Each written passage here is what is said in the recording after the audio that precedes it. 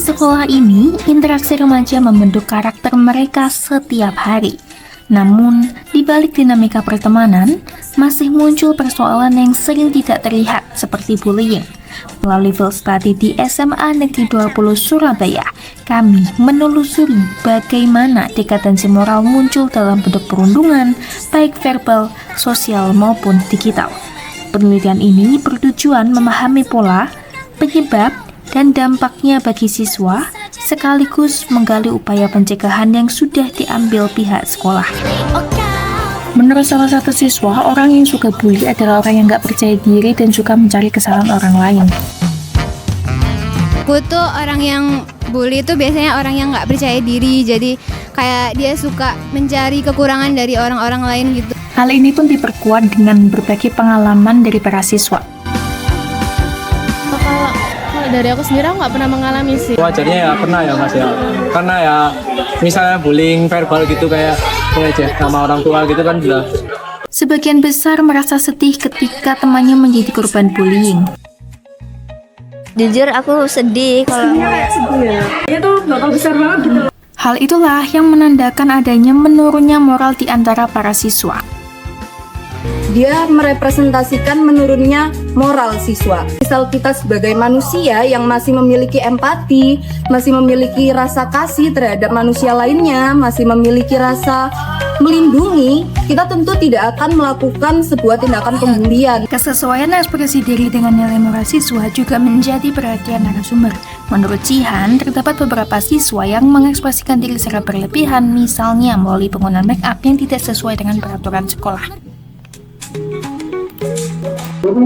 POV orang lain juga berbeda, itu orang itu bisa aja menganggap mereka itu buruk gitu misalnya, bisa aja menjadi sebagai ya bagus nilai moralnya. Nilai moral setiap orang itu berbeda-beda ya, dan itu tergantung sebenarnya seperti yang bilang ya. Jadi ya saya nggak lihat misalnya saya setuju. Lalu, bagaimana sih tanggapan sekolah terkait kasus ini? Dilaksanakannya sosialisasi, menurut saya itu cukup efektif untuk membangun moral siswa-siswi yang siapa tahu dia tuh tadinya terjerumus ke dalam keburukan, terus karena adanya pengingat tersebut dia tuh jadi sadar akan kejahatan yang sudah dia perbuat gitu.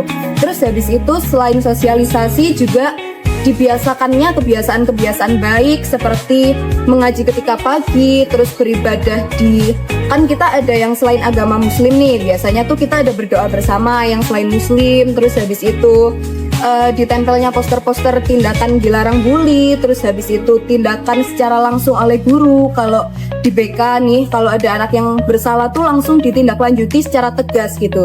Jadi kejahatan yang ada di SMA 20 ini itu langsung dihilangkan gitu. Oleh karena itu, dampak bullying terhadap nilai kebangsataan sendiri diantaranya pertama, persatuan dan kesatuan. Bullying akan menciptakan kondisi pecah belah, rasa saling mencurigai. Hal ini akan berdampak pada menurunnya rasa empati dan solidaritas sosial sehingga menjadi siswa-siswa yang individualis dan kurang rasa kepedulian. Kedua, kemanusiaan yang adil dan beradab. Sebagai manusia, sudah menjadi kewajiban kita untuk mengangkat martabat diri sendiri maupun orang lain. Adanya bullying mencerminkan tidak adanya rasa saling menghormati dan empati antar sesama. Ketiga, gotong royong. Sebagai makhluk sosial, sudah sepantasnya kita saling membantu. Lingkungan yang toksik akan menghambat kerjasama dan kemajuan yang seharusnya terjadi. Keempat, keadilan sosial. Dalam bullying, terjadi kondisi yang tidak adil antar individu. Terdapat si pemegang kuasa dan individu yang diinjak-injak. Padahal, keadilan sosial seharusnya terjadi dan merupakan hak setiap individu. Kelima, toleransi. Bullying sering bersumber pada perbedaan fisik, suku, status sosial, dan sebagainya, sehingga dapat menurunkan kualitas moral dan karakter bangsa. Berdasarkan hasil field study yang dilakukan, dekadensi moral remaja tercermin dalam perilaku bullying dan ekspresi diri negatif yang kerap dianggap lumrah. Hal ini berdampak pada menurunnya empati, solidaritas, dan nilai kebangsaan seperti gotong royong, toleransi, serta rasa kemanusiaan. Oleh karena itu, penting bagi sekolah dan siswa untuk membangun kembali kesadaran moral melalui kegiatan positif dan pembelajaran berbasis karakter.